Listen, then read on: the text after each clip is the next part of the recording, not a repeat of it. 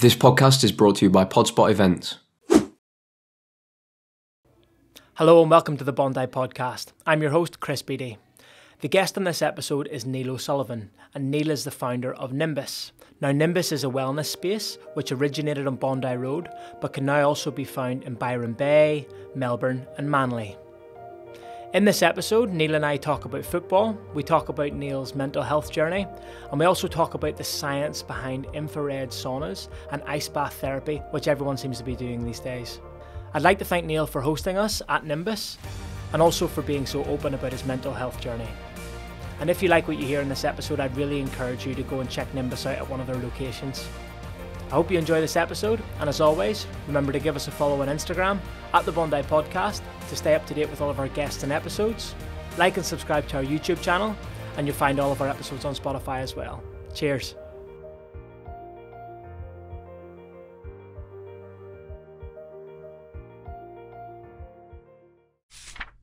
Neil, welcome to the Bondi Podcast, mate. Hello, Chris. Good to be here. Thank you for letting us use your space this evening tonight, by the way. Yeah, sorry for taking you out of your comfort zone a little bit. But living in Brisbane, basically, I'm not in Sydney that much, so it's been good to just been able to get this all in. And thank you and welcome to our little Airbnb here in Bondi. Yeah, mate, it's amazing. It's beautiful, actually. It's quite nice to switch up the black walls for the white walls. So, yeah. Look, mate, we'll get into it. First question that I ask all my guests: what is your favourite thing about Bondi? Oh, now that this has changed recently. I've been living in Brisbane for about 5 or 6 months, and the obvious answer is the beach. And I know that might seem generic, but when you move away from it, and not that I ever took it for granted, especially coming from Ireland, but when you live in a city that doesn't have water immediately there, I mean, it has a river in Brisbane, don't get me wrong, but the ability to roll out of bed, no matter where you are in Bondi, really, like we're not really at the beach here, but it's less than a 5-minute walk. That ability is just not there in Brisbane. And I do miss that. And even when I come back to Bondi, it's even more prevalent because I've been here for a few days now and I'm like, oh God, it's been raining. So I haven't been able to go down, which is worse as well. But yeah, the ability to just roll out of bed, go for a swim. You don't have to wear shoes. Even in your local, you don't even have to have your wallet. You can just say, I'll get you tomorrow, and they don't care. You know, that kind of lovely little community, you definitely do miss that. Yeah, absolutely, mate. That's a great one. Like, it's one that a few of our guests have said. Are you a morning beach goer, an evening beach goer? Well, look, if my wife was here, she would say I'm a night owl, which I think I am. Like, I'm definitely naturally a night owl. Like, I play sports better at night time. I can stay up late at night. I can go to 3 a.m., get 3 or 4 hours sleep and go again.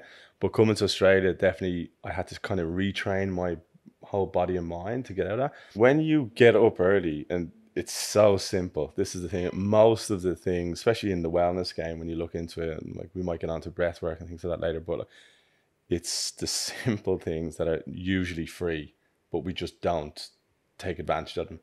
And I was on a live a few months ago with Trent from the 440 Run Club, and he gets up every single morning and does his live coffee things at 4. Coffee club, yeah. And I did it one day and I was like, oh God, what am I doing? He does that every day. Well, one day I was like, oh, what am I doing? Then when I was finished, I had this unbelievable natural high. I think it was about 5:20 or something. And then I did a live Instagram, which I never do. I was like, this is cringe. But I was like, I just had to like tell people, oh, I'm up, I'm alive. Like, and not only that, but there was people everywhere already. And Bondi, I've been here 10 years. The activity in the beach, especially summer, is just off the charts at the moment. I was here about a month or two ago, 6 a.m. and it was so many people there. And you just think, if you're not there, as you were saying, if you get up, get your coffee, do your walk, do your exercise, whatever it is, it can be as early as 7 a.m. and you've done all that. And that just sets you up amazingly for the day ahead, rather than the other side about getting out as late as you can. Like, what's that doing to your psychology, over time, So yeah, very grateful for that, what Bondi has given me over the 10 years, Yeah, great. Well, I'm sure it's nice. I know you're in Brisbane now, mate, but I'm sure it's nice to come back. Brisbane is great as well, if anyone's from Brisbane. I am conscious not to definitely not bag it. And I did drag my heels leaving. I'll hold my hand up, bit of a, diva. But now that I'm there, I actually do love it. Like, it's brilliant. Ever since I've started this podcast, I've been looking for an excuse to wear my Northern Ireland football top.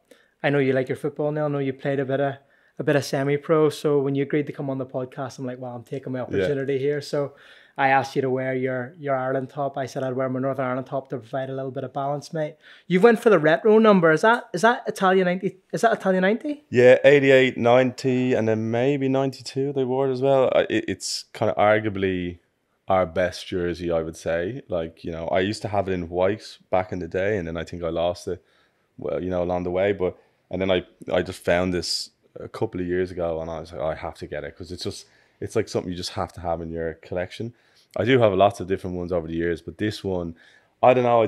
I feel like the modern game, the jerseys have gone a bit drab. You know, these all had, like, I don't even know what this is. It's like some kind of arrow thing going on, and you know, and then Man United used to have Old Trafford imprinted on jerseys. Like, those are the good old days. You know, crazy colors, crazy patterns, and yeah, Adidas. I don't think they ever, after this, they haven't been at Adidas, I think, since then. So we've got Adidas now, mate. Yeah, they've moved north of the border. They went to the better Ireland. Yeah, I don't know about that, mate. I don't know about that. But yeah, no, it's a classic. And then they also I like the the stitching or the imprint on it, like, and then it has a logo on it, which you don't see anymore. No logo. So yeah, this is the classic Italia 90 when we were also good. Yeah. So there's fond memories as being a kid. I was probably like 6, 7, 8 when we went to Italia 90, and then USA 94. So that was Jack Charlton, the heyday of Irish football. So yeah, we've had some success since then, but that was really the golden era, you know. Do you have a favourite memory, Neil? It'd be remiss of me not to mention the goal up in Belfast, Alan McLaughlin, which got us a draw and got us in, and not because I mean it was nice to do it in Ireland, not against Northern Ireland or anything like that, but and then we were up against it, and Northern Ireland actually scored, and we were going out, and then Alan McLaughlin scored, and he wasn't really a bit of a big player, so that was a kind of nice story. But probably Jason McAteer scoring at home against Holland was a huge moment. I remember being in my mate's house just going ballistic, and they had Patrick Kluivert and Overmars, like Zenden, they had Davids, like they had a team of Galactic. I think Jimmy Floyd Hasselbank came off the bench. I think at one point they had 6 strikers on trying to score against us. And was that in a qualifier, like a World Cup qualifier? It was the last group game, I think it was, or one of the last group games, and it was just the decider basically. And yeah, we put them out, like they were gone after that, so they didn't even go to the tournament.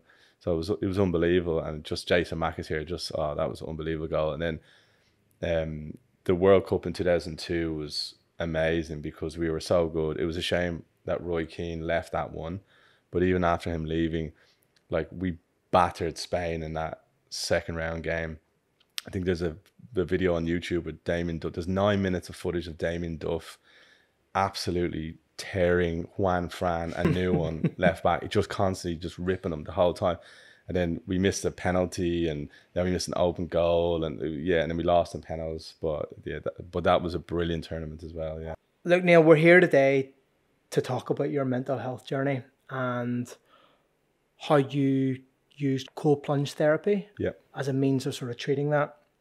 But before we get into all that, I'm always really interested in the backstory, and particularly when it's someone who comes from back home and how they ended up in Australia in the first place. Yeah. So you grew up in and around Dublin now? Yeah, Dublin, south side of Dublin, a place called Stillorgan, kind of middle class area. Yeah.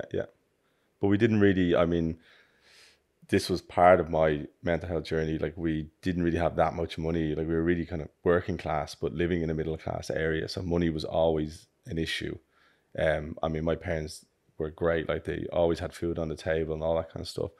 But there were challenges for us as like a family in terms of, it's just a lot of little things, like, you know, going away on school trips and stuff like that. Sometimes we just couldn't afford to go. So I'd always make up an excuse, you know, from a very early age, I was kind of putting on a facade of like, everything's fine, you know, and yeah, we're just as well off as you guys, you know, when in reality we weren't. Like, you know, behind the scenes we were, you know. And then a lot of that kind of financial stuff, you know, was coming into the family when I was a young age. You know, she'd hear about, oh, we might be losing the house or something like that would come up. And, you know, as a 12-year-old, you're kind of going, well, I don't know what to do with that. Like, and then, you know, my mom has issues with alcoholism as well, which I was, you know, we were all exposed to from very young age. So I went through all that, which was the same kind of thing. You'd have friends over, for, you know, a movie night, and, you know, she'd be passed out and I'd be trying What to, age are you at this point now? oh, like 11, 12 probably, you know. And what would you say to your friends? Oh, I obviously just did an unbelievable job, because when, I'll never forget when I had one of my books parties. I had three, and that was a bit much, but I did one in Amsterdam for some of the guys who couldn't make the wedding over here in Australia, and I, you know, it was a bit D&M kind of stuff, and then I told them about my mum, and a lot of them weren't even aware, like. So you were sort of shielding. Yeah, it was like, which is also alarming. Like when you think about, like, I'd be carrying her up the stairs through that room when they're all in this room, and then even if they saw her, I was like, "Your mom okay?" I was like, "Oh, I just come up with some excuse. Oh, she's on medication, it's just making her drowsy." You know, you just do that over and over and over again. So I just, from a very young age, was building up these false walls, as it were, of like everything's okay. And then I was trying to be the funny, the likable guy. So I had huge likability factor. I didn't want anyone telling me that they didn't like me.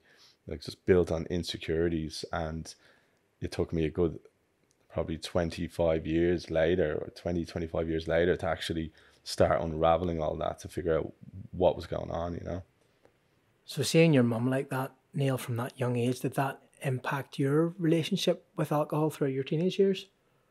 Yes and no. I think, like, I've always been pretty good at, like, the difference I would say is that I know where there's a line. I feel like there's a dark cloud in me which has this thing where, like, if I ever let go too much, who knows where I could go, like. And when I drink, you know, I can go past this point of no return, and then anything is likely to happen, like end up in the police station or do something stupid, or, you know, we did loads of stupid things when we were younger. But yeah, like, I did have that something in me that sometimes I'd wake up and go, "Cop on, mate, like, fucking get your shit together." And lucky I had sport, because I was football, I played Gaelic, played hurling, you know, I did running. Like, I had all those things as well, which would keep you on the straight and narrow, and they grounded me quite a lot. Like, if I and when you played a decent enough level, you have to be committed. And my dad was a professional footballer as well, so he instilled all that. So I had, like, you know, my mum was full of love. She was a very lovely person. So I did have, like, really good foundations to call back on. And yeah, for some reason, my mom doesn't have that in her, even to stay as much, to be able to go, right, I'm gonna do something about this. But then that led on to things like I did recreational drugs as well, you know, later, you know, when I was in my early 20s. So, which was definitely a form of escapism as well, you know. How did your dad cope during this time, Neil, seeing your mum like that? Well, it's, my dad worked hard his whole life, you know.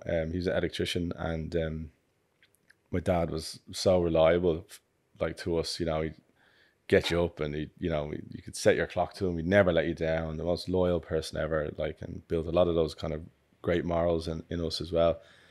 But I suppose this scenario really would be like fights in the house, and then if it wasn't resolved, there would be silence, you know, or, you know, they wouldn't speak to each other, and then that could go hours or days where they're just not speaking to each other, and then one day they just look at each other, hug, and then that would be it. But there wouldn't be an open dialogue as to why. Swept under the carpet nearly. Yeah, Oh, let's not have the awkward conversation. Let's just sweep it under the rug, pretend it never happened. Yeah, playing happy families. exactly. Yeah, so it was kind of like, it wasn't really nutted out. And to be honest, I have that in me as well. I find sometimes if I can't get my point across in an argument, I start getting a bit like, and then I just have to walk away. And, you know, everyone has their own thing, you know, to cope with whatever it is. But if it wasn't for my wife, like, my wife has pulled me out of the, like, we've gone and had counseling and stuff before over the years, which I would recommend anybody to do anyway, because it just helps you grow as a relationship.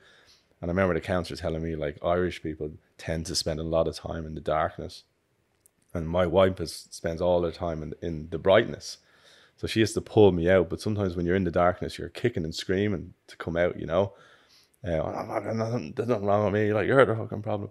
And like, I'm like, my wife's brilliant. Like, we could have an argument, something Saturday morning, it's a trivial thing, and I'd have the shits or whatever. And then 5 minutes later, "Do you want to go and get a coffee?" And I'm like, "Oh, fucking coffee? I'm still angry at you. Like, you know what I mean?" But she can just drop things and move on, which is a brilliant trait to have. So unfortunately, that kind of healthy conversation, and sometimes it's tough, it's not easy to have those conversations. I'm not saying they didn't try, but it just, there's didn't seem like sometimes there was a resolution there, or there was a, not a sacrifice, but it's like, okay, well, that's fair enough. I hear what you're saying. Let's try it. Like there wasn't that much of that going on. And then when you're seeing that dialogue of like walking away, ignore, push everything away, and then just hug and everything's okay, that was kind of the rhetoric that was going around. Yeah, he said something really interesting there that sort of piqued my interest. He said Irish people spend a lot of time in the darkness. When you were going to those counselling sessions, did the counsellor say why that tends to be the case? Because I notice it myself in a lot of Irish people. I think there's a few things going on. I think culturally, historically, things like that. Like you've got like things like the famine and loads of things have impacted Ireland, and then the whole Civil War. Yeah, Civil War. There's like the British rule for 800 years. There's loads of this. I think Irish people generally have been, not so much in obviously in recent history, but generally suppressed in their being. And alcohol was the easy thing. Go down the pub or get a shebeen or whatever it was when it was illegal or legal. And it was an easy way to just like, drink yourself into submission. And even up as far as, like I say, my parents' generation, it was still very much prevalent. Like in my dad's generation, mom's generation, even their uncles, alcoholism, or this guy had an issue with that, this guy would domestic, someone would you'd hear them beating people, like it was all that stuff was there. And most of the time they would nobody was expressing their emotions. And then I think, again, the other thing with Irish people, like I spend a lot of time in the negative. So I could do something like a speech, a presentation, whatever. And in my mind, I'm like, you fucked up that line, you idiot. Like, that's immediately what I go to. Now, to 99% of the room, people are like, God, he did a great job. But I just drill on that one thing. And it's only literally in the last 12 months have I heard of the thing gratitude, where I used to think it was a load of naff. I'm not journaling anything. I was like, what? But when you break down simplistically, if you're telling yourself constantly, subconsciously or consciously, that you're shit, you didn't do a good job, that was terrible. That's like a Woody Woodpecker going into your self-esteem, your confidence, your all that kind of stuff. And whereas if you're doing gratitude and practicing it regularly, well done, you did great there, that was good. Speaking to a mirror, there's loads of ways you can do it. You're telling your subconscious mind, which can't tell the difference between life or non-life. They just hear whatever it is you're saying. They don't know what's real. So that was a real like light bulb moment for me. But yeah, I just was alarmed when you start going exploring, you start getting awareness. And was like awareness in the beginning, you think, oh, this is good. And then you start going, oh my God, awareness starts giving you more panic, because you think, well, there's like, I had imposter syndrome. I have high likability factor, low accountability. I had insecurities, I wasn't body confident. And you start learning about, like, fuck, how am I going to get through all this? Like, and then it gets worse before it gets better. But there's another Irish guy from Dublin, who I did some work with. He's like a men's coach. Dar Byrne is his name, and he started bringing me on the trying to say that like awareness gives you control and choice. So yes, you're aware of those things, but once you start educating yourself and learning about yourself, then you can go, okay, I now know what I'm doing here. This is Neil being in his negative thing. And now you've got a choice. I know what I can do now to get past that. And that's when you start getting into the really juicy stuff of like self-awareness. And like today, I still have all the same things that I battle, but like now I have this little bit of awareness, and I can spot myself and I can pull myself out of it. And you've got the tools. Yeah. To flip it around, right? Yeah, exactly. Yeah. And look, at that time, like even when you go exploring, I'm hesitant. Anyone that listens to anything I say, I always say, like, take whatever I say with a pinch of salt, honestly, because, I went down this journey, and it's kind of like this, you go down to go back up, and it was tough. Like I started getting when you become aware you have anxiety, that brings on anxiety. Then I started getting panic attacks, which actually was a separate incident, but that was kind of more, there was a bullying thing in my old job. It's 7 years ago. And I didn't know at the time, but that was triggering when I got bullied as a kid. And when you're in it, I didn't realize at the time. I was like, and I was actually seeing a psychologist at the time. And it took me a while to realize what it actually, what happens is that when you have unresolved trauma, whatever it may be, I was fine enough at the time, but when someone cracks that egg open again, you go right back to when you got it the first time. And that was when I was at school, on the schoolyard. And that really rocked me. And then I started getting panic attacks. Then I couldn't, being in a group, speaking in front of people, presenting in front of people, I started getting this performance anxiety. And that's the worst thing I've faced, I think. Like, I've had depression since I was a teenager, but depression, I know it sounds crazy to see, it's actually not, I feel it's not the worst, like, because you can get a down day, but then usually the next day is fine. Anxiety like hangs around, and when it attaches and if you ignore it, it gets worse. So you have to kind of face it, but then to face it is also challenging, you know. And that's why a lot of people would cope with by having a drink, right? It numbs everything. Yeah, it does. It numbs it for a moment. Like, I spoke to Osher Gunsberg, like, on my own podcast and about this, and he was saying he couldn't leave the house until he got absolutely hammer drunk because he couldn't deal with seeing people, and especially someone that he knew. And I remember even back in my drug days, like, if you did drugs, you know, the Sunday you go down to McDonald's or something like that to get food, and then you start seeing people, and you'd be like, we used to have we'd say skagging. It's not really the nicest term, but you'd be so anxious, you'd bump in, and of course Murphy's Law, you bump into your ex-girlfriend or something, and you go, oh, fuck. And you're looking like a bag of shit. Yeah, you're like, okay, yeah, you're trying to, you know, hold it all together, and then she's like, oh God, you look a bit tired. Oh God. And you'd go like that, and you go in this vortex, and then the next time you're like, well, I don't want to fucking do that, and then it just spirals, you know.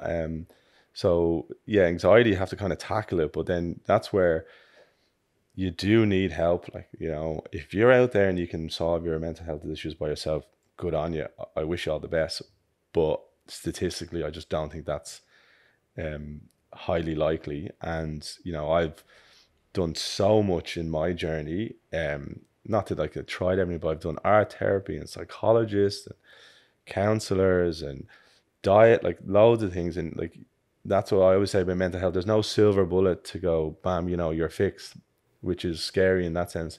And something different will work for someone else, right? Like, exactly, yeah. What necessarily works for one person won't work for another. Yeah, and it's like, it's a bit of trial and error, a bit of a combination of a few things. Yeah, and I was kind of searching for that in my early days, going, oh, if I do this might help. And I remember thinking about that with meditation, and then I did the meditation course with Andrew Marsh up in Bondi, who's, I think he's now in Coogee now.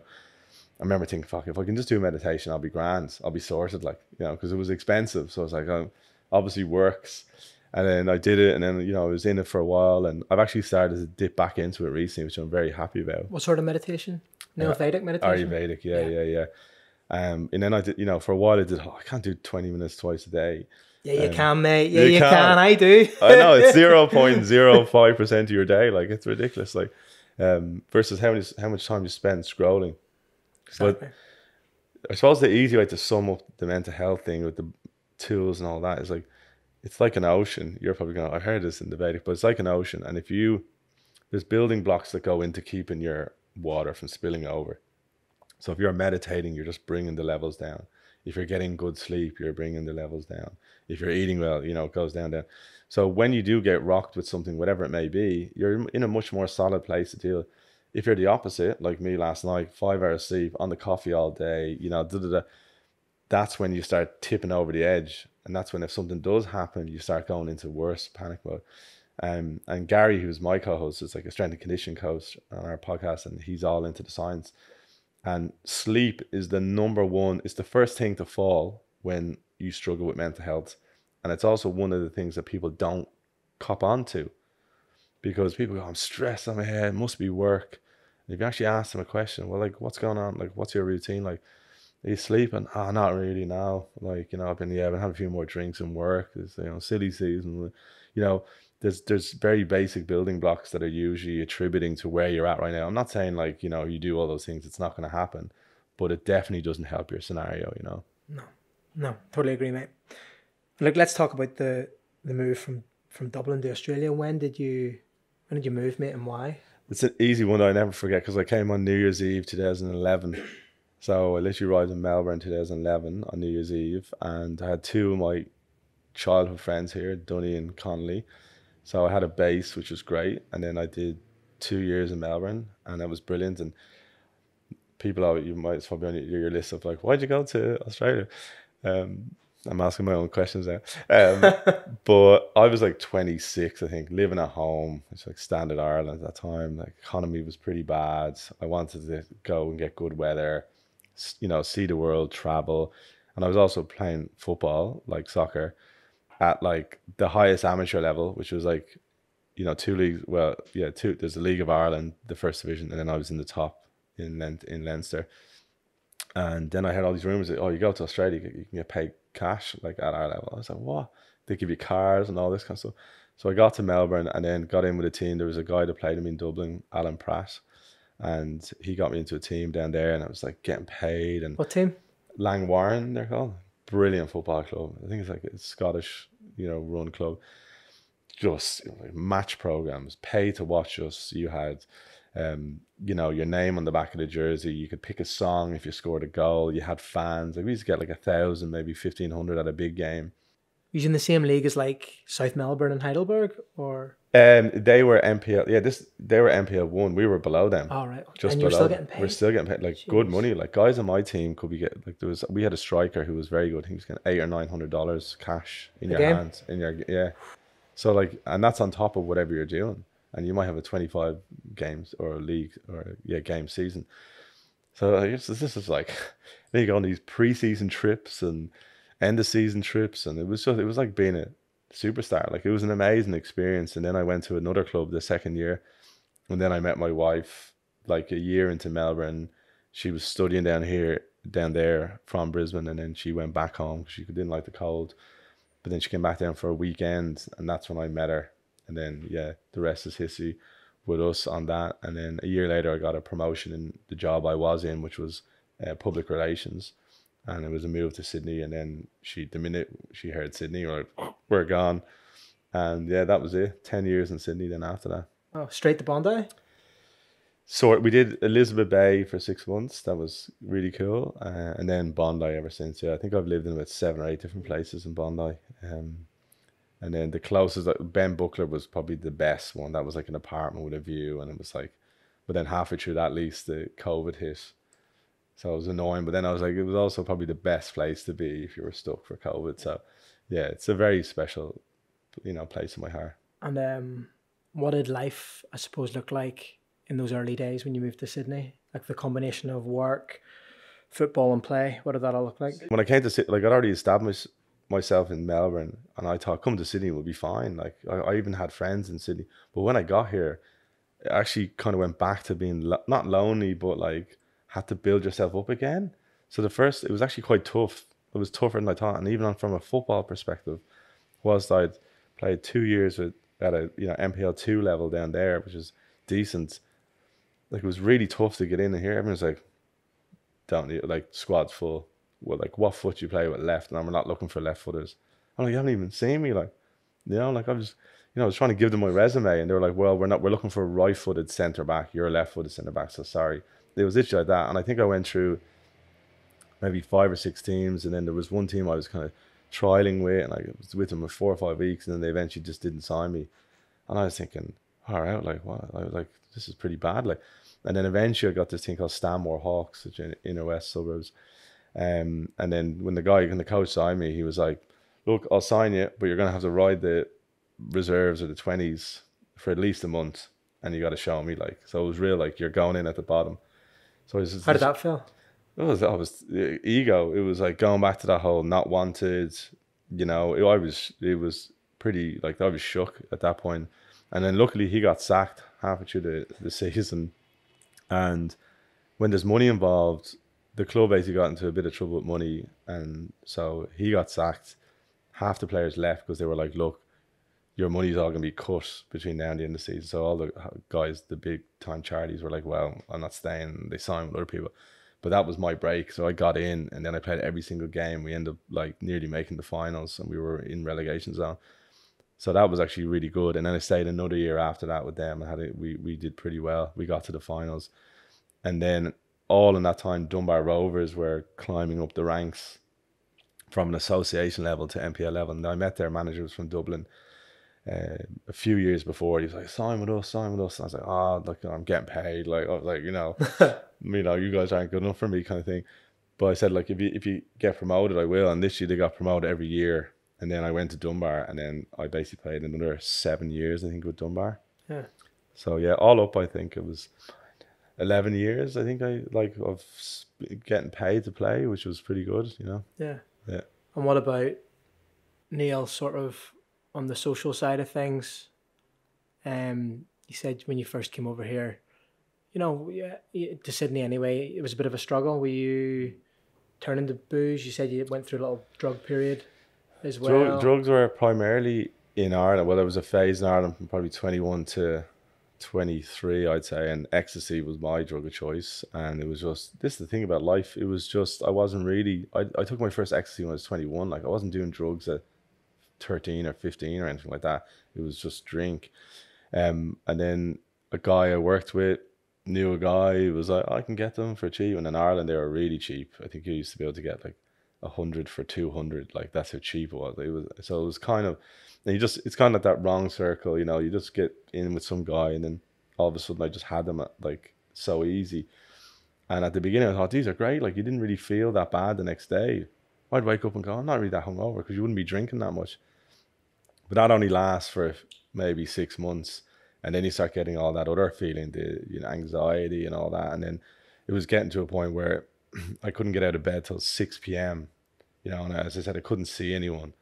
And then my mum and dad was like, what's going on with you? And they did, and I was like, fuck, Neil, you need to sort this shit out. And I was still playing football at a high level at this stage, but I was just, again, it was a mass. You play on a Saturday and then you get absolutely on it.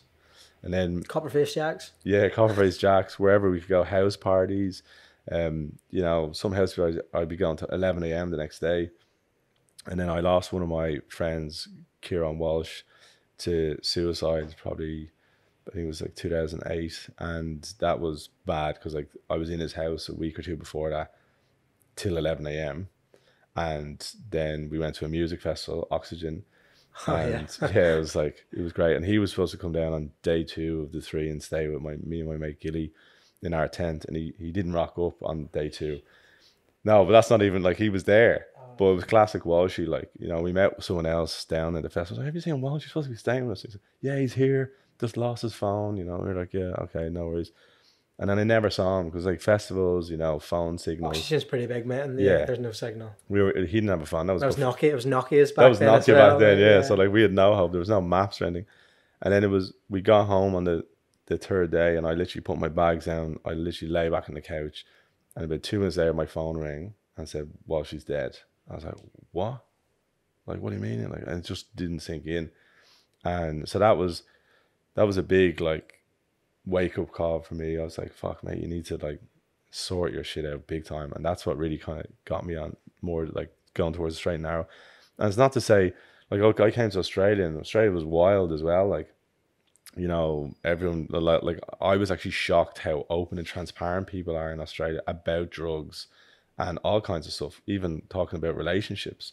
In Ireland, you keep everything very close, even with the drugs. It's also I know it's a shame thing. It's the parish thing. But even if I was taking ecstasy, I wouldn't tell my mates sometimes. I would just take it, because I wouldn't, like, I didn't want to be seen as the druggie, that kind of way. Whereas you come to Australia, it's the opposite. It's like, right, who's getting on the bag or whatever, and you're like, Jesus. And like, you come in and your boss would say on a Monday, oh, I had a mad weekend. I was on it all week. I was like, what the hell? Like, this guy's admitting to this. Like, what the hell? So it's much more common.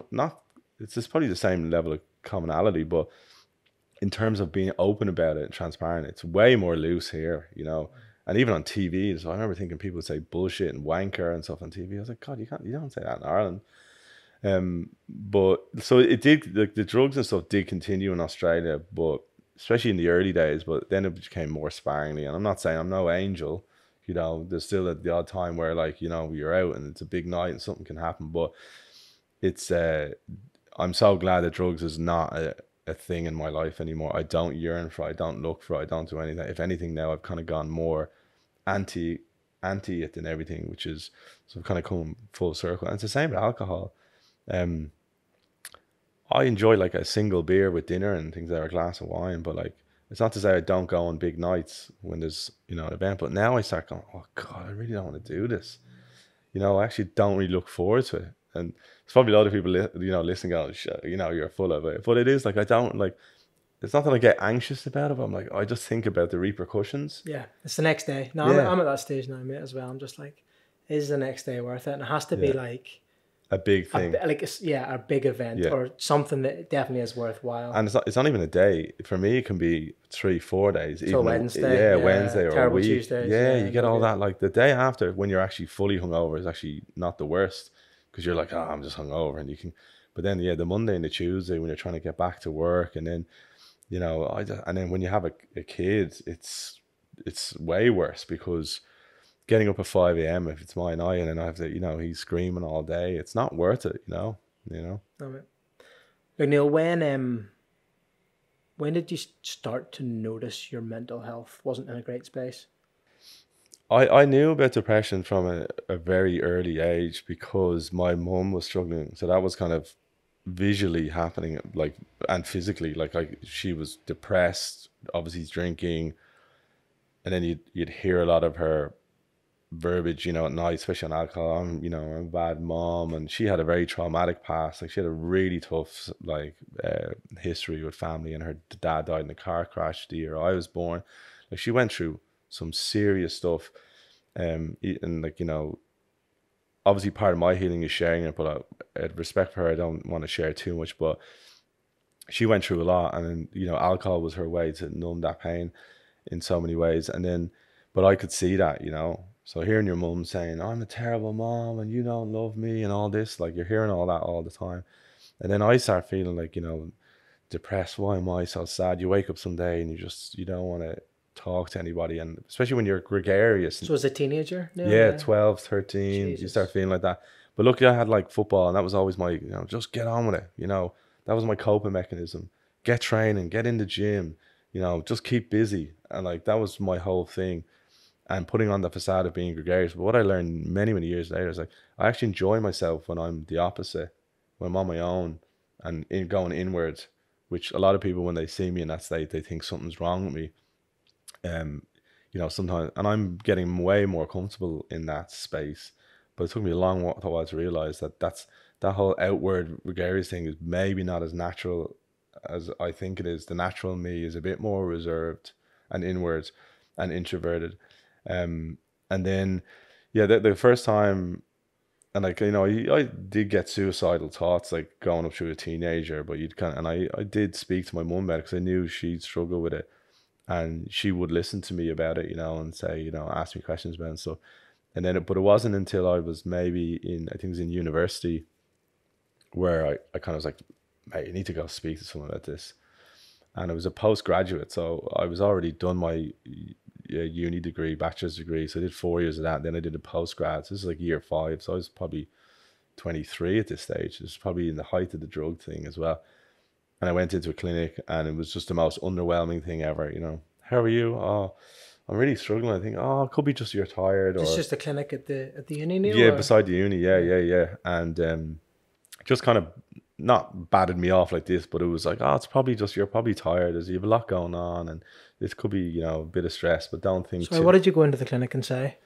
I was like, I'm depressed. Yeah, I'm getting these feelings, like I just feel down for no reason, and it can last days. Sometimes I get suicidal thoughts, or something would pop into my head, and I don't know how to deal with it. And it's, you know, it's grabbing a hold of me a bit, you know, that kind of way.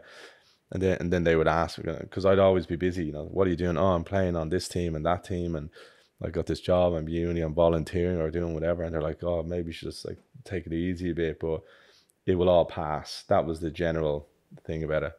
If you do nothing, it'll naturally just pass. Yeah, if you just, like, you know, I'll give up a night of football or something. Yeah, like, you know, if you relax, or, you know, get some sleep, and, you know, it should all blow over, kind of thing. And how did that feel, hearing that, Neil? Well, there was probably a little bit of relief initially, because you're like, oh, fuck, there's nothing wrong with me. That's the thing you're worried about. Like, what's wrong with me? That's where you always think there's something not right with me. So I kind of go, maybe it is just, yeah, you'll be fine. Like, it's no big deal. That was kind of, carry on. You'll be fine. Just, you know, keep it going. And then when I went to Australia, it was weird because it all went away. The first couple of years in Australia, I didn't have any kind of depression. I think it was just the magic of being here and the sun and the lifestyle. And as I said, football was going unbelievable. Everyone was going, it was like really in the right direction. And I actually do remember pausing at one point going, fuck, you're not really feeling, none of those feelings have been around at all. And then I met my wife. No,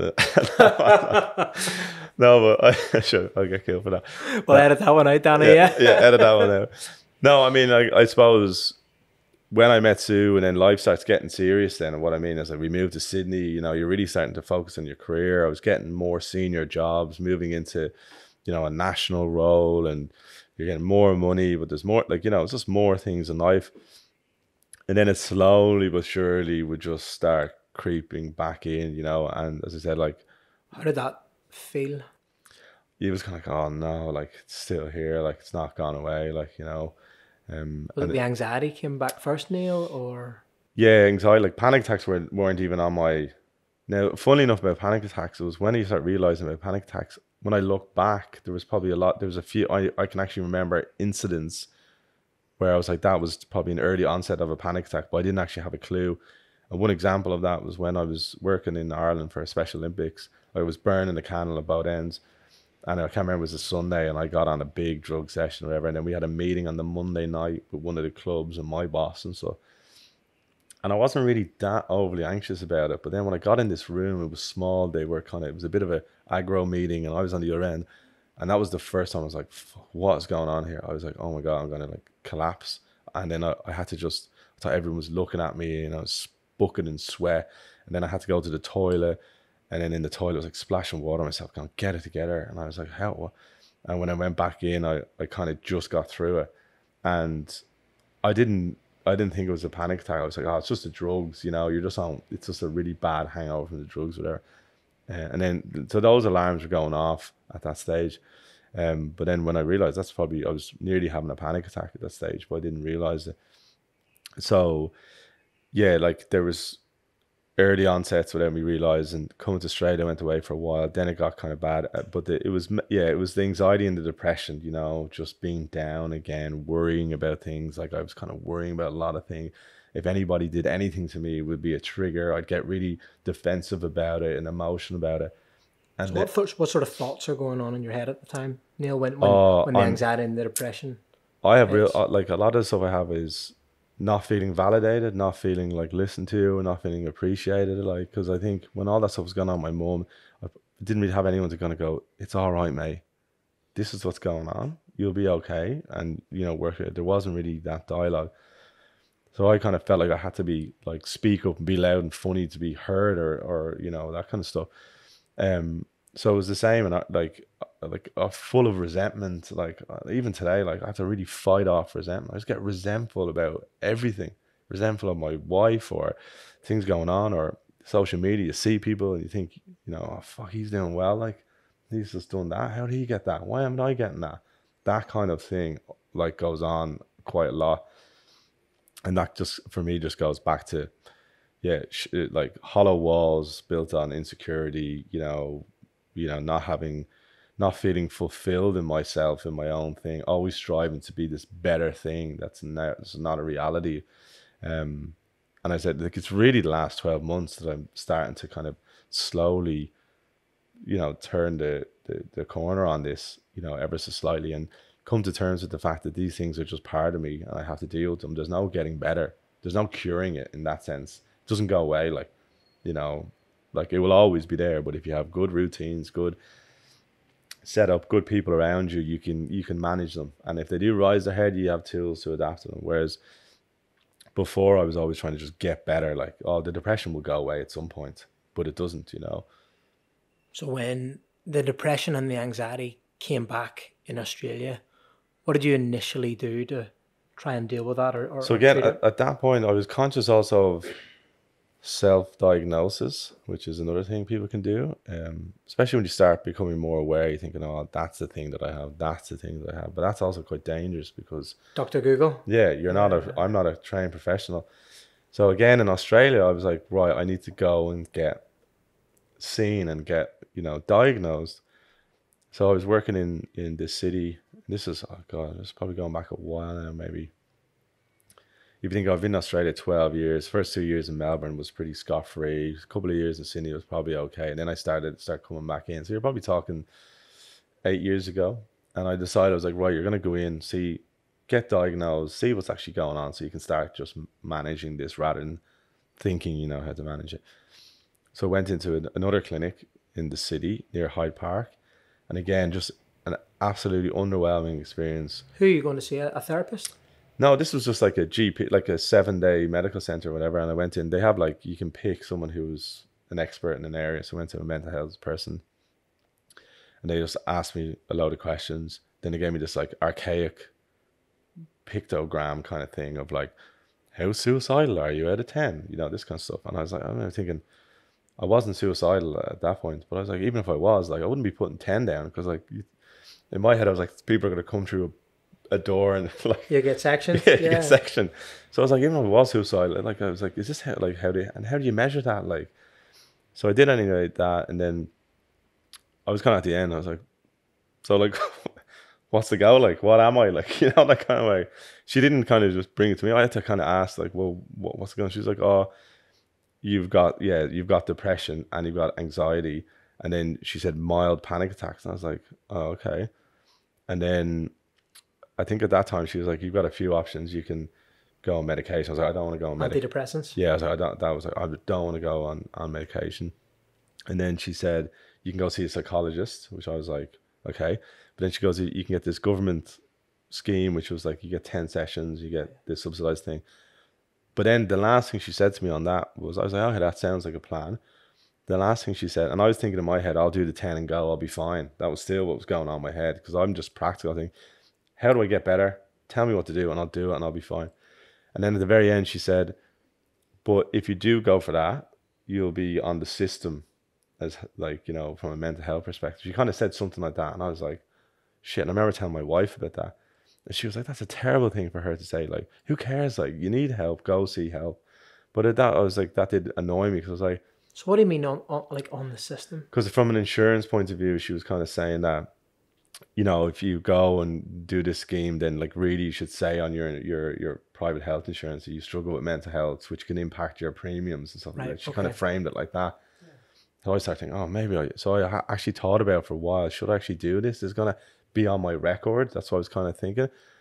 But luckily I kind of like Sue talked me out of it and I went to see someone, and then I went to see someone initially it was like weekly for a good 6 to 9 months, you know. And so that 10 sessions went pretty quick. And then I had private insurance, which then covered me for another stretch. And then when that all went out, I just couldn't afford it. Like, you know, 150, it was like 150 quid a week. Like, you know, and I was in a good job. I was in a high paying job and all that. But it's like $400 or $500 like a month, like on top of everything else. So I kind of paused for a bit. And then I was working in advertising at that time. And that's when that bullying thing hit. And when then that hit, that's when the panic attacks just went through the roof. And it didn't start off that way. You know, initially it was like, oh, if you did a big, massive pitch or something like that, I'd be real nervous about it. But then it started getting into smaller things. A team meeting with my team, which is like, you know, when you're the manager, I was like, why am I getting anxious about this? This is a nothing meeting. And that's when it really started to like get to a point, like I'd have to walk out of a room sometimes and go and like splash myself in the water and like fucking just try and psych myself out of it. And then I went back again to a doctor, different doctor this time, and same kind of thing, scored me out of 10 to that. And then he gave me diazepam, you know, Valium, yeah, to take, and he gave me beta blockers to calm you down. Well, beta blockers just stop, yeah, it's just like stop your nervous system from like going into that anxiety thing, whatever. Because I was like, I've got to do all these meetings, I've got to do these presentations, I can't not do them, I won't have a job, like, you know. So he gave me them. So that's what I was doing. Then I started adding that in. But then when you're in advertising, it was like, it wasn't quite Mad Men, but it was like affairs going on, drugs in the office, drink, all this kind of stuff. Like, and I was doing those beta blocks for a while, but then I was like, I can't keep doing a beta blocker every day when I'm doing a presentation. When's it going to end? you know? You're kind of just masking it rather than getting to Exactly, the yeah. root of the issue, right? Yeah. I kind of said to myself, look, this is all fine. It's good to have them in my locker if I need them, but I can't. So when I ran out of beta blockers, I just said, you're not getting a new stash, as it were. And you kind of feel bad going in. Like when he gave me the diazepam, he was like, right, that should last you X amount of months kind of thing. But then I was like, oh, maybe I'll do like a half of one. I'll get more out of it, you know, that kind of way. And then that's when, again, that kind of wasn't really working from a longevity point of view. And that's when I started seeking more. I was like, I need more answers here. Like, and I was going back to my psychologist at the time, but I felt like with him, like our relationship got to a point where it helped me a lot because I talk a lot.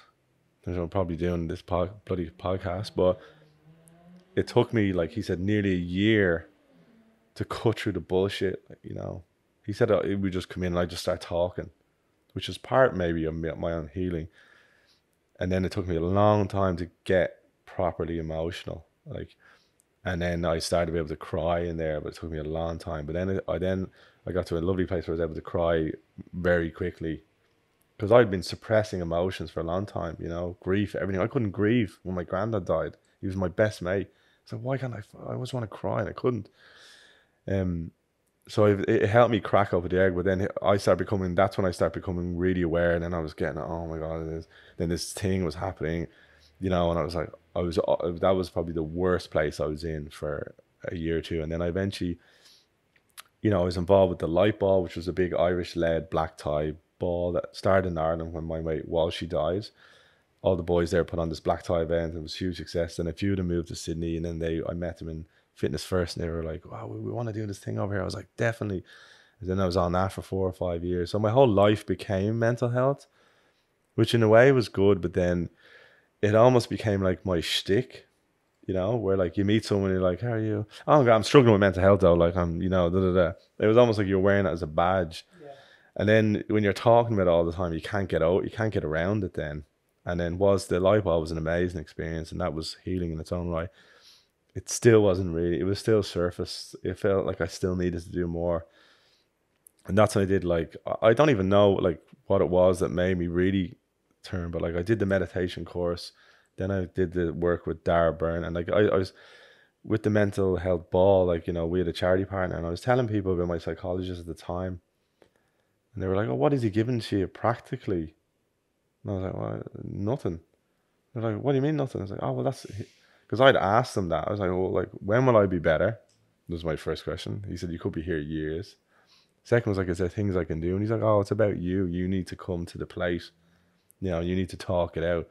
And like, that was me leaning into this process and me being open about, like, I've written op-ed pieces. Like, I've been very open about my mental health for a long time. So here's like, if you take as a candidate, someone who's open about their mental health, willing to talk about it. And I made the plunge to go into psychology. So I trusted them. I trusted the process. And it did help me, but then it started getting a bit like, you know, he was like, oh, you need to come to me every week and all this. And I was like, you know, hang on a second here. Like, and then like the CEO of Batir, you know, Nick was saying to me like, mate, like he should be giving you some tools there. And I wasn't getting any of that. So that's why I pulled the plug on that. And then there was maybe 6 months where I did nothing. And then I was like, but I still have to get on top of it. And then I met Dara. And Dara started teaching me all this stuff, primal scream, you know, my whole thing of self-worth. And, you know, you can do this cool exercise where it's like, okay, if you think if your self-worth is low, just do a chronological map of your life and just score the amount of people that your life has impacted since you were a baby.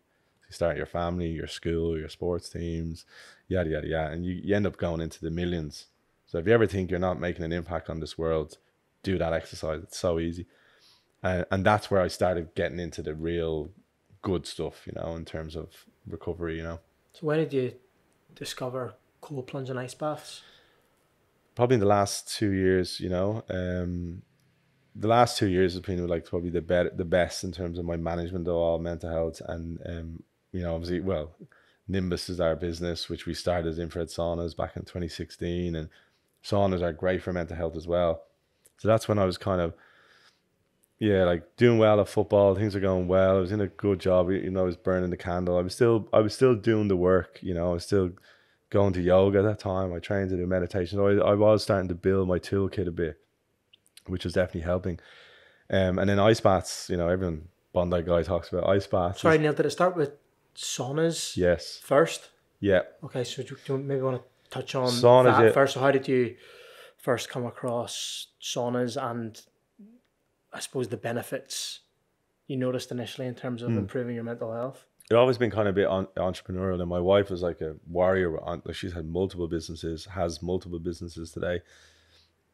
And we always wanted to do something, because I was kind of like, I don't want to work in a job. I want to do my own boss and stuff. But we were always waiting for whatever it was that could stick. And then I have autoimmune conditions. Like this thing in my beard is alopecia, even though people don't realize that. And there's autoimmune in my family and arthritis and all those kind of things. And then I went and, yeah, God, when I think about all the stuff I've done, it's crazy.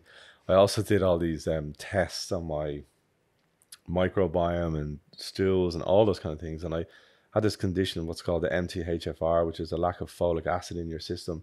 And what are the long-term effects of not having much folic acid, which is like vitamin B's? Mental health, because you're depleted. Irish people tend to have a lot of leaky gut, like poor absorption, which I've always been like lean, but like I don't put on good weight, that kind of stuff. I always tired, like all these kind of stuff. So I had all this kind of gut stuff, and the gut and your brain and mental health is all interwoven. And even today, my gut is not right. I love chocolate, like diet's a bit shit at the moment. So I did try and get on top of that for a good extended period. And then Sue worked in a clinic. She's a nutritionist by trade called Health Space, and they're all across New South Wales. And they had a sauna there, but they were using it as a kind of they're a holistic clinic. So people, you go in, you have something wrong with you, whatever, and then they give it as your post-recovery thing. And then Sue went to New York and saw that it was actually used more like more in the kind of the preventative, like lifestyle-y kind of thing. And then I was like, well, and when we start researching, it was great for inflammation, which I have, like the autoimmune, mental health, recovery, all those. I was like, fuck. And no one was doing it in Australia. So we thought, okay, cool. If we can just make this accessible, create a brand that meant something, that had strong values, because I think Trump was coming into power at the time and all this kind of stuff. It was like, you start thinking the world is, is in a terrible place. We want to do something, give back. So he's like, if we build a strong brand that is really about Sue and, it's an extension of what we believe in, and we have this thing can make people healthier. So it was born from our own health journeys. It was helping us personally first and foremost, and it was just a perfect mix. So we were able to create your business around that. It was great. And then, I kept my job at the time because, you had to put food on the table. And then it took a while for us to build it up. And saunas are known because we made the decision at the time, because saunas are normally a communal thing, Whereas with us, we decided to make it private. Well, Sue wanted to make it private, and it was the best decision. And then, if you think about it from a very basic thing, putting yourself in a room with no external stimulation, you can choose what you want to do. You can be in darkness, the lights. It's a very calm space. And it's one of those few things, in my opinion, you can do on a given day that doesn't stimulate you. Like, you can go to a yoga session, which is all very restorative, but you're still listening to someone, you're following a thing. Whereas I call it like a choose your own adventure. Sometimes I go in and meditate. Sometimes I go in and chant. Sometimes I watch a Netflix show. But it's what I need in that given day to just zone out and relax and come back down to, we say, like, return to self. So that was a huge help for me, both mentally and physically, with my conditions. And again, if you're tackling physical things with mental things at the same time, it all helps, So I did have some really good building blocks and foundations that were starting to grow. And then when ice baths came, I love ice baths for mental health. They're good for recovery, the metabolism, it's good for, all kinds of stuff. But the mental health is the biggest thing for me, because what goes on when you go into cold water, which doesn't have to be an ice bath, mind you, you can get the same amount of benefit from a dip in the ocean, a cold shower, splashing your face in water, standing out in the cold for an extended, you can still get all the same things. mainly because what it does is it puts your body into a shock system. They call it the dive effect. So when you go into that state of being, your heart rate slows down, you know? So you're trying to train your body to relax. So I always think of it like an accordion. If you're putting yourself into an environment, like we go to the gym and we pump, dumbbells, you're ripping a muscle, it repairs and all that. Like how often do you do that for your brain? Almost never. An ice bath is the perfect thing to basically flex your brain, because it's putting your brain into shit, you're in panic mode. You need to regulate your breathing. So that whole like that feeling, you regulating your breathing is training your nervous system to be able to cope with a stressful environment. And stressful environments nowadays can come from everything. We're hardwired. The whole saber-tooth tiger analogy gets thrown around a lot, but like back, thousands of years ago, the stress response was needed. Fight or flight was needed. It's still needed today if you're in a dangerous scenario.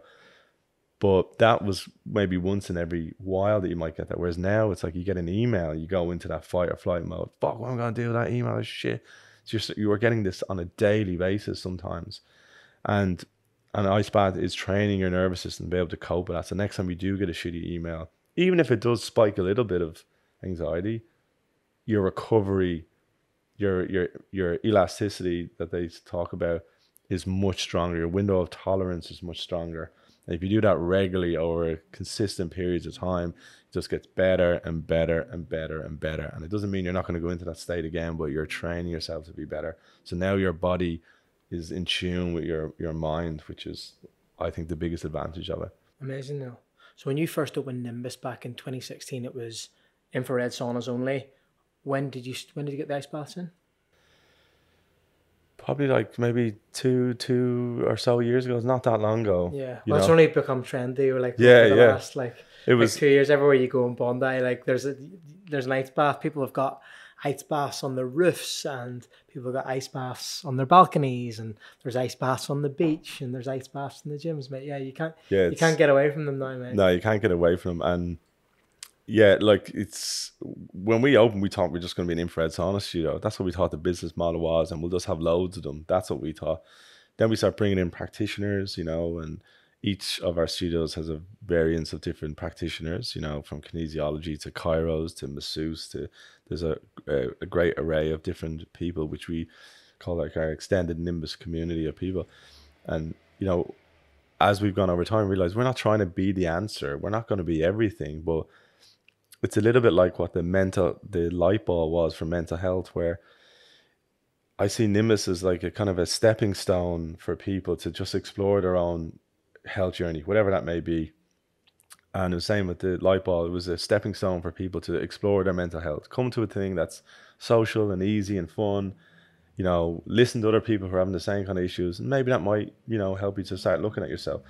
And that's what kind of Nimbus is about. It's a safe environment where people can come, get vulnerable, share stories, be open with us, and then that might explore them or encourage them or inspire them to go on and do something else, and which is not necessarily going to be a solution that we have, but we can point them in the right direction. And then ice baths, it just came out of like a bat out of hell, But the funny thing about ice baths, even with saunas, like they're not new things. Like cold, like especially in the Scandi countries, they've been doing it for like hundreds, thousands of years. But it's in terms of making them common, it's just catapulted in the last few years. Like same as saunas 7 years ago, no one really knew about them. Now they're common. Ice baths, it's happening now. Now they're going to be common. And but yeah, it's not a new technology. And that the good thing about that is that there's a lot of research and studies that are coming out to back all this up. There's like 20-year plus studies coming out of various countries saying, if you do this, like Dr. Susanna Soderberg, who's a PhD, she's a brilliant kind of beacon of all this latest research. She's been on the Joe Rogan show and stuff like that, and Andrew Huberman speaks. She's referenced now all the time, but she's got some brilliant research about. I think the magic mix is something like 40 to 45 minutes of saunas a week, which doesn't have to be at the same time. It can be over 2 sessions, and about 11 minutes of cold immersion technology or therapy in whatever shape it may be. Has all these. That's the sweet spot for all these like warding off kind of all kinds of different colds and flus and diseases that can lower your risk of cardiovascular disease, stroke by up to 50%, longevity, like there's all those kind of long-term benefits, and there's short-term benefits. Like the short-term benefits, or I call them like the material benefits, are things like you're going to get a sweat on, you're going to sweat out toxins, your skin's probably going to be good, you know, it can cure hangovers, it can it's good for blood circulation. You know, you can get that kind of immediate 24 to 48 hour impact. But if you do it long term, you can also have long-term effects to longevity, overall health, prevention of inflammatory things. Like with me, like I know if I'm in the sauna regularly, my joints aren't as sore, but I could be, and you know, people will laugh and go, well, it's easy for you to say, you get it for free. But there's times where I could go 4, 5 weeks, 6 weeks without doing a sauna just because of schedule or whatever. I go, why am I so sore at the moment? And then I'm like, fuck, you're not in the sauna, mate.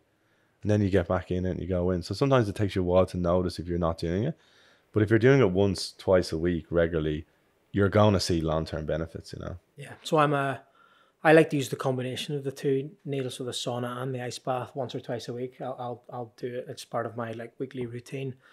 What I'm really interested in, and it's something we've discussed previously when we've caught up, is that sort of the combination of using the sauna and the ice bath and how you should vary that depending on your goals. So I think, you know, someone who's maybe using sauna and ice bath for general good health benefits, like the ones you just mentioned, that might be, they might use the combination of sauna and ice bath different to someone who's using it for recovery and athletic performance, different to someone who's using it to cure a hangover. Yeah. So I don't know if you have any insights, maybe Neil, on, yeah, you know, let's take the two ends of the spectrum. Maybe someone who's fairly athletic, fairly active, and wants to use sauna and ice bath for recovery and athletic performance. Yeah. And then someone who maybe wants to cure a hangover on a Sunday after a big Saturday night. Yeah, because that's the beauty with this kind of part of the wellness industry, because it is a bit of a choose your own adventure. You know, like as you were saying, I'm not like Sue always goes, don't be talking about hangovers. That's not what it's about. But some people do. Some people use a sauna to cure a hangover. It is true, yeah. And like that, well, that's what I mean. Like, you know, you could have a big night on Saturday, or you could have a wedding or whatever it may be, and you're coming in to use the sauna to get you through the hangover. So that's great. You're using it. That's a very specific purpose. Good on you. When I was doing it with football, for example, and what I was going to say, the buzzword around this is protocols. Like, you know, you can do various different protocols. And when I used to do it with football, I used to do it on a Wednesday and then usually a Sunday. So, after a big night out as well, yeah. Well, yeah, even like my last good few years of football, I wouldn't necessarily be going on big nights out, but it was just because I was getting older and I had to do it to recover. So I was doing it kind of that way. So you can do it like that kind of post exercise. So sauna and ice bath? At that time it was like only sauna, but then when it got into the ice bath thing again, I'd actually have an ice bath before a game and after a game. So Friday night, if I was a bit tight muscle wise, I'd do it just to kind of tighten everything up, like, and try. So how many minutes in the ice bath on a Friday night? I started off, 2 minutes. And then you can a lot of people go, oh, I don't know how I can do that, but you can advance very quickly, you know. So you can go 2 minutes, 2.5, 3 minutes, then you can do 5 minutes and stuff like that. So if my hamstring was a bit tired, was a bit sore muscle, we had a big week training, especially when you get older. Thursdays, it took me a lot long. This is why it changes as you grow and get older. I was having to do it on Friday because, you have a big train on Tuesday. Thursday you'd have a light training, but your legs would be tired at that point, not recovering as quick. So then I'd have the ice bath, which would I wake up on Saturday feeling like great, and I was like, fuck. So it was a lifesaver for me, and then I'd always do it on the Sunday as well. So that's when I do sauna and the ice bath, but I'd never do a sauna before a game because it's taking water out of your system. I did it a couple of times and I played terrible. I was like, nah, never doing that again. And then in terms of the specifics of an actual session, so yeah, you can do it if you're in there to detoxify, let's say hangover kind of thing. I mean, hangover, I don't want to really drill down into this, but hangover, you might want to jump in and out just to give yourself a bit of a wake up kind of thing.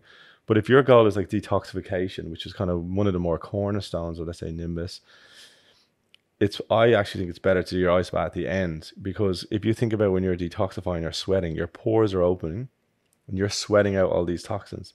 So when you go and jump in an ice bath, you're kind of closing those pores. So the kind of clock almost like, as an analogy, kind of is starting again in the detoxification process. So if your goal is to detoxify, I think it's probably better to wait until the end. If your goal is recovery, sports, that kind of stuff, I think in out is great.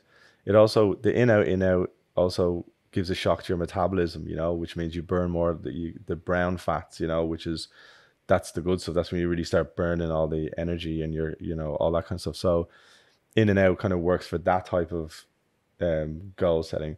And then again, it comes into social things. Like if you're with a friend or something like that, I think it's nice saving the ice bath till the end. And it used to be the same with showers pre-ice baths, because we used to say people used to jump in and out of the shower. That was the before the ice bath stage. But we used to say the same thing, is like, if you go into the shower, you can do that. It's not going to cause you any harm, but it's going to slow down the detoxification process, but it will help you in other ways. So it just depends on whatever your goal is on that day that you can switch it up. And it's even like, you know, when I'm sauna fit, I can go a whole 45 minutes without opening the door. Sometimes, like at the moment, How hot are we talking? like 70 degrees, you know, I can get up to that. But like at the moment, I'm like, now it's all a mental thing. Like you start 45 minutes, I try and get to 30 minutes before opening the door. Then I open the door, then I go get to 20 minutes. And when I get to 10 minutes, it's like nearly every minute, you know. And then, you know, that's when you notice, like, okay, you're not sauna fit at the moment, like, you know. I didn't know sauna fit was a thing. So I came here to use your facility on Sunday, and the girl that sort of showed me to the sauna, she was like, yeah, we recommend you stay in the sauna. You have the space for an hour. We recommend you stay in the sauna for 45 minutes and then do the ice bath at the end. And I was like, 45 minutes? And it was like 65 or 70 degrees in there. And I went in, I think I lasted 10 or 15 minutes without having to jump in. And that's when each person's different. And the difference between infrared and traditional is kind of like, if you're going in out, traditional is actually probably better because it's hotter. It's 80 degrees normally traditional, and you've got the clamminess. And because what happens in a traditional sauna is that you put water on coals, which heats the air, so it's taking oxygen out of the air. That's why it's hard to breathe in a traditional one. So it's kind of almost, you need to jump in the ice bath. Like, I find it, you know, I enjoy it more when I do a traditional versus like an infrared, because when you jump in and out in infrared, it's not as hot, so it takes you a little while to get back up again, and then you go in. Whereas with traditional, within 30 seconds you're back pumping sweat again. So that's why you can get into the real weeds of like each bit. And then in terms of time in the ice bath, you mentioned like 3 minutes is kind of like industry seen as the kind of the good medium, you know, to do 3 minutes. The whole thing of me, you know, Bondi guy does 10 minutes in an ice bath. Like, I think when it gets past about, I think it's 14 to 15 minutes, it actually starts having more detrimental impacts on your health. So the whole, like, someone puffing their chest going, I do 12 minutes. And we get it sometimes in here. Someone goes, oh, it's not cold enough. I did 2 degrees in Bali for 10 minutes. And oh, good on you, mate. Like, fair play. You're not actually getting that much more out of it than what you'd be doing for 3 minutes. And it's the same with the temperature. Like, really, I think statistically below 13, 14 degrees, you're really getting all the same benefits. So it being 4 degrees or 6 degrees or 7 degrees is not going to, you know, give you that much more. And it's the same with a sauna. You know, our optimum temperature is 58 degrees that we set it at. So it doesn't even have to be 70. But often people's egos, they think, has to be like... The hotter I go, the better it's going to be for me. The colder the ice bath is, the better it's going to be. The longer I stay in, the better it's going to be for me. And that's not necessarily the case. No, it's not the case. Like, especially in infrared. Infrared starts working at about 35 degrees plus. It starts getting... Because what an infrared sauna does is infrared is a light. So it's an invisible light on the light spectrum. And on the other end, you've got X-ray, where you have to be maybe a little bit cautious about how you use X-ray. But infrared is like, you know, very low EMF, and it's very, you know, it's early on the spectrum. So our saunas are what they call full spectrum. So it has mid, near, and far infrared. And they're just different frequencies. And they just penetrate your body at different points. So some only penetrate as far as your skin. That's what helps stimulates that skin support. Whereas other goes right into your cellular level. And there's a thing called facilitation, which is basically your cells are just like vibrating at a very minuscule level, which is the same as what happens in exercise mode. You're basically going into like So are these the different colors, Neil, that you can use in the sauna? Yeah, the there's different that are the different frequencies. yeah, you can set like some different brands. You can actually they actually have preset thing going. If you want detoxification, there's a detoxification frequency that they do, and like some brands have gone into different forms of research about that. And it's just you might have more far infrared versus near. Like, and you see those masks, for example, that people wear, or even the beds. That's just one type of infrared, which is really just good for your skin. But that's fine. Like it's doing what you want it to do. Whereas when you have the full spectrum, you're getting it all. You're getting the skin, you're getting the cellular stuff, which means you're detoxifying from the inside out. So that's why they've been shown to have 20-30% more detoxification compared to a traditional, because the traditional heats the air, heats your skin, then heats you, then you sweat.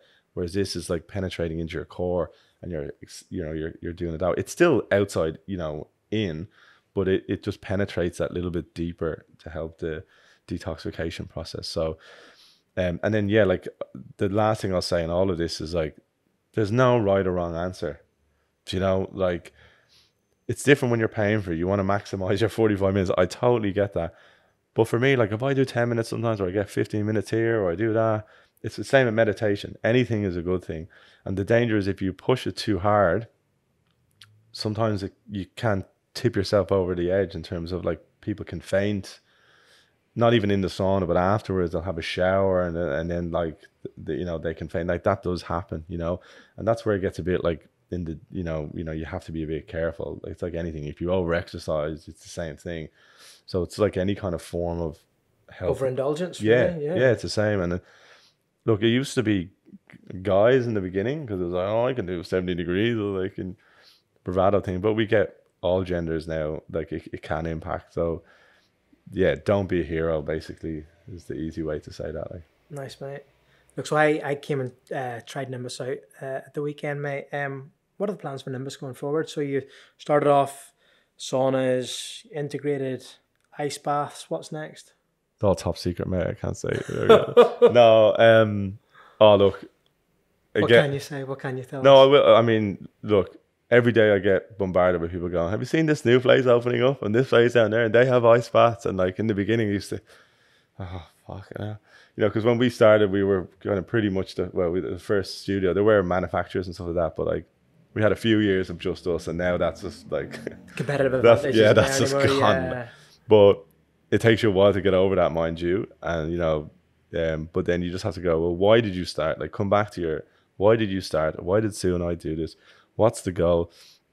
And it's still very much the value. It hasn't changed. We're trying to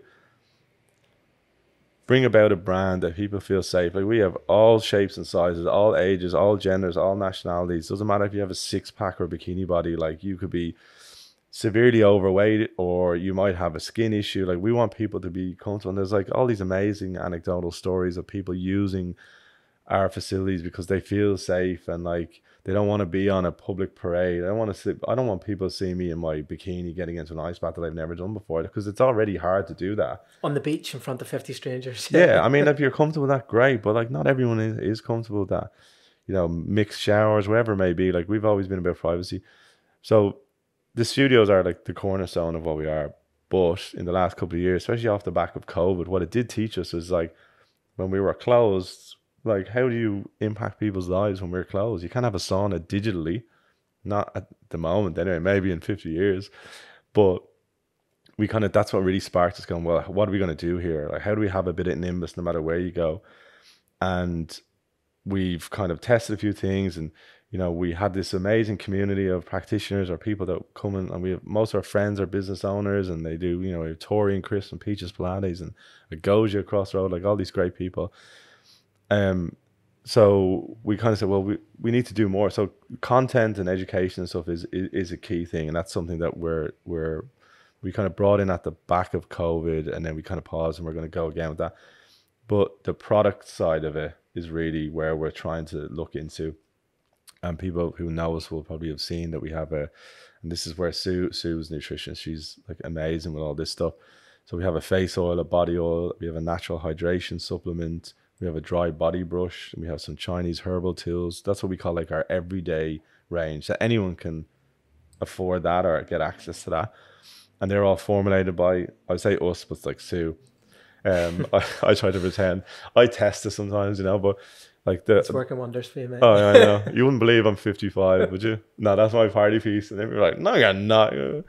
No, I'm 40 this year, so I don't wrinkle too much unless I smile. So I try not to smile too much. But now the oils like are all natural ingredients formulated by Sue, sourced by Sue. The hydration supplement is 3 types of natural electrolyte: marine algae, Himalayan salts, coconut water in powder form, and then I have magnesium and vitamin C and that. So these are all, and they're born from the idea of Nimbus. They're not necessarily they're not related to saunas necessarily, but you do burn off a lot of water weight. But the hydration supplement is like, again, it's the same thing. There's actually a crazy statistic. It's like 85% of Australians are actually dehydrated every single day because of our climate here, how active we are. We don't drink as a nation enough water. It's all on, like, there's research on this online. So if you're not hydrated enough, your cells aren't going to perform, your body's not going to perform, your brain's not going to perform, all of that. So all of our kind of products are supposed to be about like, well, how can you, if you do this every week or have it solidly in your routine, you're just going to be better overall. That's a simple way of doing it. And then really excitingly, we've kind of launched our own sauna and ice bath range, because that was always the thing. Someone might come to the studio, but then they move over to New York or something, or they move in the country, and then we lose them. They can't have Nimbus, and that's been on our list for like a long time. How do we have a sauna? So we launched that before Christmas, and we have like multiple different sizes, indoor, outdoor, and an ice bath, and it's been so popular. Lots of people have been jumping on it, which has been great, and it's opened up a whole new world for us from a B2B perspective. It's like, why does this have to stop at a studio level or even at home? Like, that's great from a consumer. And we say, like, this is like an at-home or at-work wellness technology that we want to spread around the world. And we had this strategy session many, many years ago saying, well, what's the goal in Nimbus? And I remember saying, we want to be like a Coca-Cola, but for good, And we used to laugh, how are we going to do that? And then you can't have a sauna on every street corner, whether it's Ireland or, Qatar or India or wherever you may be in the world. Like, we're not going to have a sauna studio on every, that's impossible. But now that we have the saunas, the ice baths, and we have a sauna blanket, which is like kind of a mid-tier product, now you can actually put Nimbus in your own home or in your office. And there's a lot of brands are thinking about this now, like LinkedIn and Google's and all these guys. But it doesn't, like, an accountancy firm, a 10-person accountancy firm could put a sauna in their office. And if that helps people's happiness, their productivity, their physical health, their mental health, they're going to be better employees. They're going to stay longer. They're going to be happier, and they're going to be less sick days. Yeah, exactly. It's like, and don't get me started on mental health and what that costs the Australian, every government. That's why mental health needs serious money, because it's costing governments billions of dollars every year on therapy and medication, all this kind of. But yeah, like, being able to kind of put a slice of Nimbus in your office would be amazing. So imagine, like, us just going, even if it's the gym example, and going in and us curating that for them and going, you should have this, and helping them with all the protocols and doing all that stuff. That's kind of, I think, where I see like that expansion beyond the studios. And then the content plays that lovely kind of meat between the bones, in my opinion, which still early days, but if we can have article content, video and things like that, helping people from qualified health practitioners, everyone has a mobile phone, so that now at some point in the future, whether it be an app or just through the website, we can actually share that information with people no matter where they are. So even if they live in the middle of nowhere, hopefully at some point they'll be able to still jump onto us and learn about. And like, we've shot a load of video, like there's topics on fertility. There's a practitioner who used to practice here in Bondi called Melinda McDonald. She did like a 40-minute session on fertility. And surprising to me, when I was listening to her speak about it, a lot of it's to do with men's health. Like, the man is 50% responsible for, the fertility chances because of your lifestyle, alcohol, whether you smoke weed or things like that. There's dietary things, exercise. We play a huge role in the success of fertility. And a lot of these, they're just lifestyle changes. Now, want to be very careful here. Like, you know, there's multiple different scenarios that people have to face in order, you know, to have children. And that goes without saying. But there are a lot of everyday lifestyle changes you can do to improve your chances, you know. So it's like things like that: fertility, sexual health, relationships. We had a guy called Dan, who's Dan Brophy, who spoke about relationships, ghosting, things like that. Like common, these are just normal things that we're all facing. Nothing to do with saunas, but ghosting is like an epidemic now. It's like, you know, someone sees you, tell you they love you, all this kind of stuff. They sleep with you a few times, and then they just boom, you're out of your life. Love bomb, then ghost. Bang, yeah. done. But if you're already on the edge and you're a bit, you know, self-worth is low, what's that going to do to you? You've gone through that, yeah. You're the other end of that. Yeah. And so, yeah, I think that, you know, opens up a whole new world. And again, that's not us we're not journalists, or we're not trying to just write an opinion piece. This is like, just trying to help people. Yeah, at the end of the day, but this is a qualified practitioner. All we're doing is giving them a space to share their thing. And you're giving them a platform. Yeah, and to close all that off, like, it sounds a bit wanky, but trying to create this circular economy of health where, like, you can experience us or come into contact with us in multiple facets. And thinking of that sexual health thing or fertility or whatever it is, if someone watches that video and it sparks their interest, and maybe they're struggling with mental health or whatever it is, and go, fuck, that was pretty cool. Maybe I'll go see Melinda. And if we pass them on to Melinda and they go through this whole journey and they, whatever it is, like, fucking job done. Like, that's brilliant. Like, and, you know, that's an amazing place, hopefully, where the business can go, where, and we can create this ripple effect and connecting brands and other, you know, experts to help people at the end of the day. That's really the blue sky, you know. Amazing. Now looking forward to seeing where you go with it all. Where can people find you? You physically. My address is well, address is in Brisbane at the moment, but you're always welcome to reach out. We're here in Bondi, our studio on Bondi Road, but yeah, as a brand, we're on Instagram, just the Nimbus Co on Instagram and TikTok. That's really where we only really play. Like, we do a tiny bit on LinkedIn, but not much. You can just Google us wherever we are. We're in Byron Bay, Bondi, Manly, and Richmond in Melbourne, where a lot of people forget. And we have other studios on our list. You know, we don't want to be a studio that's everywhere. That's not our goal. But we do have some places up towards Queensland and other parts of Central Coast and things like that. Even maybe another in Sydney and another in Melbourne. And there's a few other spots. Like, there's probably 10 sites we think we can get to that cover most of, you know, the key areas before we need to think elsewhere.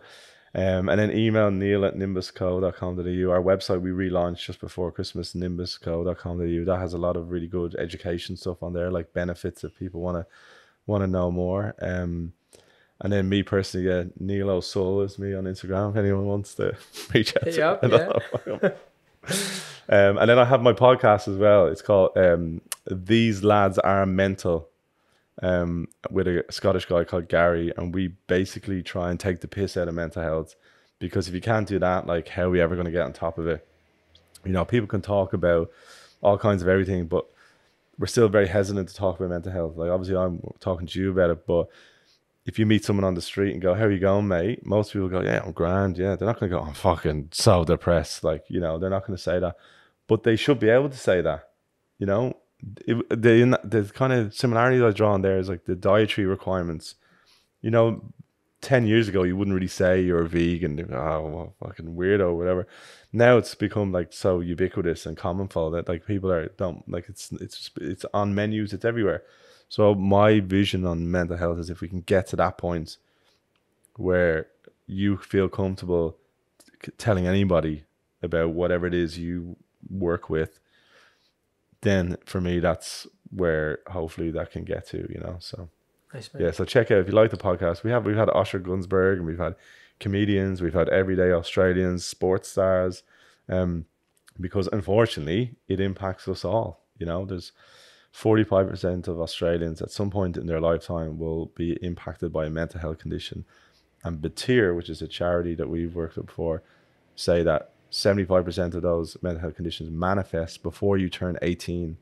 And that's why it's vitally important to get the word out there to the youth, because if they become comfortable with it, then they're a much better place to deal with it before you become a 30, whatever it is, year old man that I was trying to do it.